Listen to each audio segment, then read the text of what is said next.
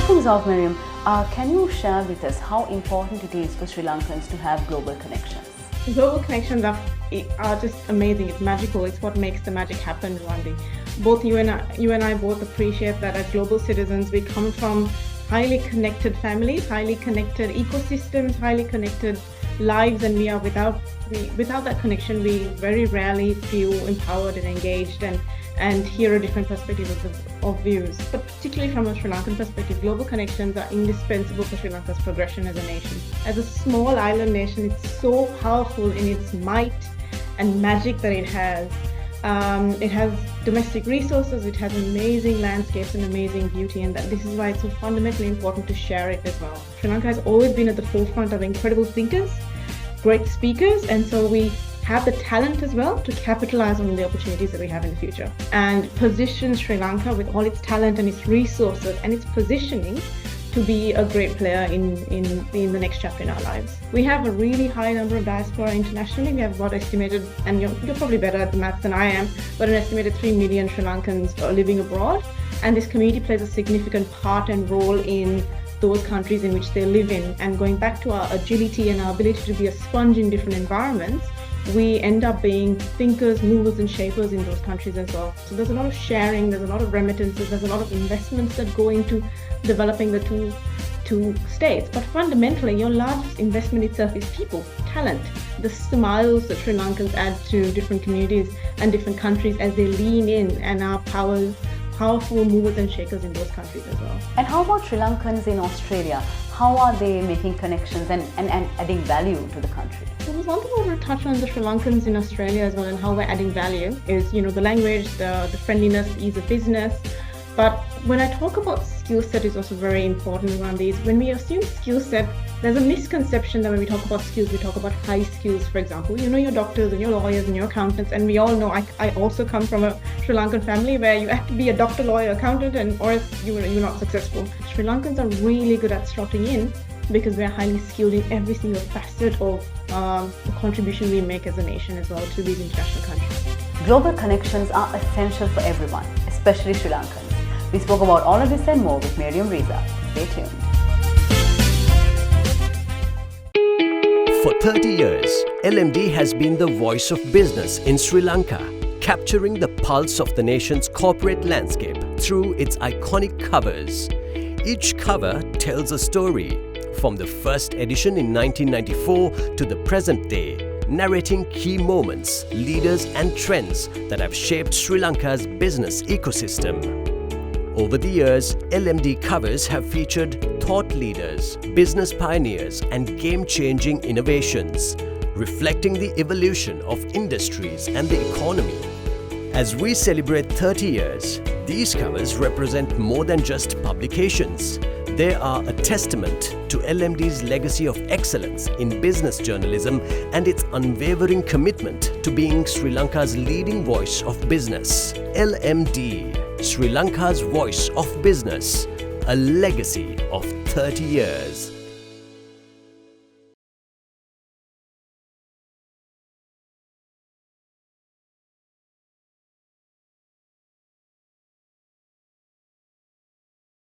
Hello and welcome to LMDtv. The topic of conversation today is connecting Sri Lankans overseas. And we're connecting with Mariam Riza, the Deputy Director of Workforce Strategy of Northern Territory Government of Australia. Welcome to the show, Mariam. Thank you for having me. It's always a pleasure working with LMD, and it's always been such an insightful piece of intel for me here in Australia, but also for a lot of Sri Lankans that I know. So thank you. I'm honored and privileged to be here. To start things off, Mariam, can you share with us how important it is for Sri Lankans to have global connections? Global connections are just amazing. It's magical. It's what makes the magic happen, Ruwandi. Both you and I both appreciate that as global citizens, we come from highly connected families, highly connected ecosystems, highly connected lives, and without that connection, we very rarely feel empowered and engaged and hear a different perspective of views. Global connections are but particularly from a Sri Lankan perspective, global connections are indispensable for Sri Lanka's progression as a nation. especially given its current economic, opportunities that it's had, a little bit of the challenges, but let's not focus on the challenges. All of the opportunities bring what Sri Lanka has always been such a gift, such a pearl to the global market. As a small island nation, it's so powerful in its might and magic that it has. It has domestic resources, it has amazing landscapes and amazing beauty, and this is why it's so fundamentally important to share it as well. Sri Lanka particularly relies on, as we all know, relies heavily on trade, on international trade, on foreign investments and remittances to drive economic growth. But what its magic is not just its people and its landscape, but its location as well. Given it's at the tip of Asia, it both sits within Asia and Southeast Asia, and it's that connector route as well. And so it's such a powerful and impactful space that so much of the opportunities can come from that space as well. Global Connections help Sri Lanka with critical financial aid, technological transfers, and expertise to modernize industries as well. As we talk about all of these AI and generative AI and all of these spaces, Sri Lanka has always been at the forefront of incredible thinkers, great speakers, and so we have the talent as well to capitalize on the opportunities that we have in the future. So in summary, Global Connections are primal, it's pivotal, it's what inspires you and I, and positions Sri Lanka with all its talent and its resources and its positioning to be a great player in the next chapter in our lives. And Mariam, what is your assessment of the Sri Lankan diaspora around the world? This is an incredibly passionate topic of mine, Ruwandi, just because all of us, not one of us can sort of think, when we look through our families and our friends and our communities around us, not one of us doesn't have somebody overseas or international as well. And that is because, going back to the global connections piece, we are so not just multicultural, but we blend in really well in different environments and different cultures. And that comes to the premise of Sri Lankans being extremely friendly, extremely agile, and Sri Lankans are sponges. They can go into any ecosystem and be able to blend really well. And as a consequence of that, we perform really well on a global scale as well. And so it's almost that ability to morph and blend and be flexible in environments that enable us to be so successful, which then increases the number of diaspora in different countries as well. We have a really high number of diaspora internationally. We have about estimated, and you're probably better at the maths than I am, but an estimated 3 million Sri Lankans are living abroad. And this community plays a significant part and role in those countries in which they live in. And going back to our agility and our ability to be a sponge in different environments, we end up being thinkers, movers, and shapers in those countries as well. So when we talk about diaspora, it's not just even a numbers game, but it is the ability that once Sri Lankans are embedded in different countries and communities, they perform really well in being able to lean in and influence those countries as well. And that's good for us. That's good for the countries that Sri Lankans go to as diaspora, but it's also good for Sri Lanka as well, because we can share that knowledge. And I'm not saying Sri Lankans who go overseas can share only. It's a dual sharing enablement where we learn so much from Sri Lanka and Sri Lankans in Sri Lanka, and the diaspora can also lend a lot of knowledge and insights. And it's not just knowledge, Rwandi. It's also the ability to transfer wealth, transfer investment, and transfer opportunities as well. For example, as we all know, Sri Lanka relies heavily on global remittances. So that inward remittance back into Sri Lanka to develop Sri Lanka is really important, but also the shared learnings that the diaspora get from the Sri Lankans back at home as well. So there's a lot of sharing, there's a lot of remittances, there's a lot of investments that go into developing the two states. But fundamentally, your largest investment itself is people, talent, the smiles that Sri Lankans add to different communities and different countries as they lean in and are powerful movers and shakers in those countries as well. And how about Sri Lankans in Australia? How are they making connections and adding value to the country? That's actually a really, really good question, Ruwandi. So when you look at the numbers, Sri Lanka are small but mighty. In Australia, we have about, similar to Colombo, we have about 24 to 25 million people as a population, of which 150,000 people are Sri Lankans. And it feels like a small number, but it's quite sizable. We're quite visible and we're quite well known for, as I mentioned before, the ability to be a friendly ally in communities as well. So Sri Lankans have done really well in Australia, predominantly because of our ability to be agile and be that sponge to be able to immerse ourselves in different cultures, our ability to speak different languages as well, not just Sri Lanka as a very fluent, dominant language, but the ability to bring other multiple languages from growing regions and be able to be useful within other communities, and our intelligence, our skill sets, and our friendliness to a business and a community setting as well. There was one thing I wanted to touch on the Sri Lankans in Australia as well, and how we're adding value is, the language, the friendliness, the ease of business. But when I talk about skill set is also very important around these. When we assume skill set, there's a misconception that when we talk about skills, we talk about high skills, for example. Your doctors and your lawyers and your accountants. And we all know I also come from a Sri Lankan family where you have to be a doctor, lawyer, accountant, and or else you're not successful. So that pressure was always on. And yes, we do have a lot of Sri Lankan diaspora who are in those industries, which speak to a high caliber of talent. But also when we talk about skills, we're also talking about key and core needed fundamental skills and people that contribute to community and society that we live in, that if we didn't have those individuals, society would fall apart. For example, Australia is in much need of, and Sri Lanka serve that gap, is carpenters, woodworkers, technicians, electricians. These are highly skilled people that if we didn't have, the light bulb today would go off and I would be sitting in the dark. Or, construction workers. And these are skills that are much needed. Cooks and nurses and wait staff. These are skills that Australia needs, that Sri Lankans are really good at slotting in, because we are highly skilled in every single facet of the contribution we make as a nation as well to these international countries. It's time now to take a very short break, but we'll soon be back to talk more about connecting Sri Lankans overseas.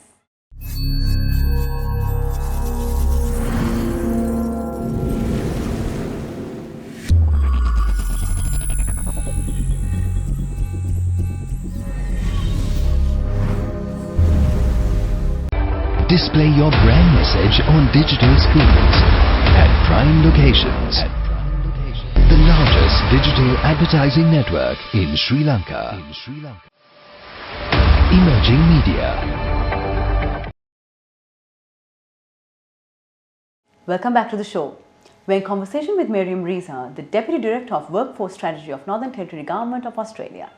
Although the Australian economy is set to improve this year in 2025, we are hearing that there are certain capacity constraints. How is this economic backdrop impacting Sri Lankans there?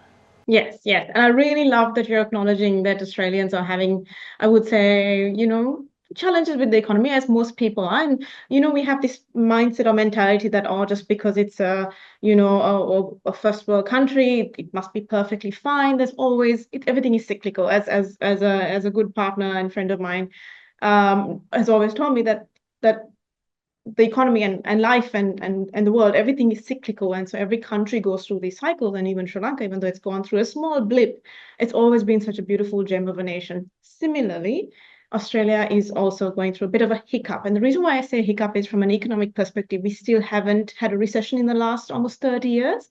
It's on par with China, I would say, in terms of its economic development. And so we haven't had, when we talk about we haven't had a recession, we haven't had, from a technical perspective, prolonged economic decline for it to be determined as a recession, but we have had slowdowns in the sense where you do feel it on the ground. And how you feel it on the ground is by way of inflation and high cost of living. And you know how they quote inflation at a certain percentage, say 4 to 7%, but the real inflation on certain items are significantly high, which hurts the pocket of individual people. So yes, you do have economic wars, let's just say, that hits your bank, your wallet, so to speak. And so acknowledging that Australia is having a bit of a slowdown, that has translated into high cost of living and inflation and so on and so forth.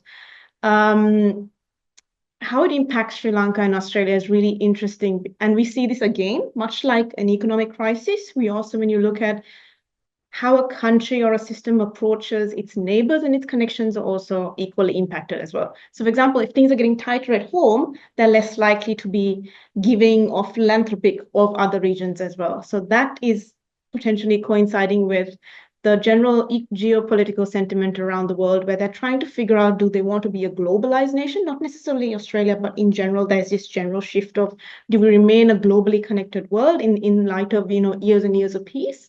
Or do we start moving into a hyper-nationalistic agenda? And so a lot of countries are toying between that globalization versus hyper-nationalism, and they're coming to this sort of realization that there will be a regionalization of certain areas and countries, where you have countries forming regional, as we saw with, the trade agreements and so on and so forth, where they decide to form allies within either close neighbors or, allies like we have with the Five Eyes, which is, the US, the UK, Australia, so on and so forth. So they're forming trade blocks and ally blocks, and it sort of is when you track between history, that's always been a trend as well. So in summary, it's when things get tight at home, it's a bit from an optics perspective, it's harder to be more philanthropic, but that doesn't mean there is zero philanthropy happening. It's just the priorities will shift in terms of how money is given and so on and so forth. And you see that by way of trade opportunities. You see that in the sense of educational links and investment flow as well, and aid programs. But again, it's not to say that all the aid programs, all investments have frozen. It's just more a realignment or reprioritization, or better look at the ROI that is returned between the countries as well. And what would you note as the most significant connectors that help Sri Lankans create connections around the world? That's a really good question, Ruwandi. I feel like fundamentally it comes from diaspora engagement as well. And again, it sounds like oh gosh, I have to go and set up a program. It's not a program. Sri Lankans are innately connection people. You go to any party and they're singing Baila in the night, and these are like the first question Sri Lankan asks each other, and you know this more than anybody else as well, is like, who's your father? Who's your mother? And it's like, what's going on here? Like, why does it matter? But it does, because the way society is constructed is based on connections, and how that connection or that spider web spreads as well. So going back to how Sri Lankans make impact and build and enhance connections is by engaging with each other in those countries, and it starts with the grassroots sort of mentality. When you look at it, starts with the township. How do they connect within the suburb? How do they then connect within the city? And then how do they connect within the country? And then build partnerships across the different countries and into Sri Lanka as well. My biggest, deepest plea to any diaspora potentially watching the program, or even just thinking through larger impact for Sri Lanka, is keep connection back home. And we do this really well. We don't ever, give up Sri Lanka when you leave, but keep that connection going back home, not just for yourself and your generation and, your brothers and sisters, but also for your children as well. Make sure they come home, make sure they see their, grandparents, but also, keep the connection going home. And I'll tell you a funny story, and this is a personal story, is when we were growing up, my parents used to teach us Sinhalese. They would want us to learn Sinhalese, and we were these snotty little brats going, oh, we don't need Sinhalese, ha ha ha. And we would like run away trying not to learn Sinhalese. Guess what? My greatest regret is not learning Sinhalese, because if you don't learn your local language, you lose the ability to connect with your country, your identity. The blood that flows through your veins is Sri Lankan. And at the end of the day, if you lose the ability to speak Sinhalese and Tamil and English and Malay and all the languages, you could potentially lose that connection home. So to answer your question in a short story, how do you maintain connections? Stay connected to your countrymen. Don't forget home and learn the local language. It's been an interesting discussion with you, Mariam, but sadly we are at an end. So as a final question, I'd like to ask you, how do you think Sri Lankans can use our ability to connect, around the world to really progress as a nation? And this is something that, we've heard quite a lot in the media, and a lot of, there's been a lot of dialogue in the space in this, and that's what I love about Sri Lankans is we're all super smart thinkers, and we know the solutions to the problems. It's just potentially implementing it and the blockers that are in place and the systemic barriers that prevent a lot of the development to happen. But again, I can summarize everything that we all know to be true is fundamentally diversify your exports. Going back to my first answer, Sri Lanka is a varied and wide and wonderful country, and sometimes we don't realize how much value we have, both from a landscape, a beauty, natural resources, and talent perspective. So it's about repackaging and positioning. So repackaging and positioning our value internationally, and we're doing that really well. For example, the tourism board is doing a really good job with tourism, but tourism is not our only sector. We have so many resources. And in addition to, not necessarily throwing the baby with the bathwater, in addition to, for example, if you were to look at spices or look at any commoditized product we export, instead of selling it in bulk, in addition to selling it in bulk, we should also repackage it into brands and into higher value added products and services to be able to get that diversification of your exports. That's the first thing, diversification of our great exports. And when I mean by exports, I also mean people, talent. We're all effectively exports of Sri Lanka. That's the first thing, because what your exports do is they bring in revenue. And so while your spices bring revenue, while your tourism brings in revenue, your people as well bring in revenue by way of your remittances as well back into the country. And so how do you get remittances back into the country? Is keep your diaspora happy, keep those linkages going, but also fundamentally make it easy for them to keep coming back and engaging with Sri Lanka. So remittances by way of salary return, but also investments. So your diaspora is your greatest advocate overseas. And so make sure that when you do investments, you're not just targeting the big companies or, the international investments. You also, and Sri Lanka does this already, that target your diaspora that are there, that have settled themselves and are quite comfortable financially, give them the confidence that their capital will be preserved, and then you would have that return of investment coming through, or Sri Lankans investing. I would almost say, remember going back to the third example I gave you about making sure your children, your diaspora's children are engaged?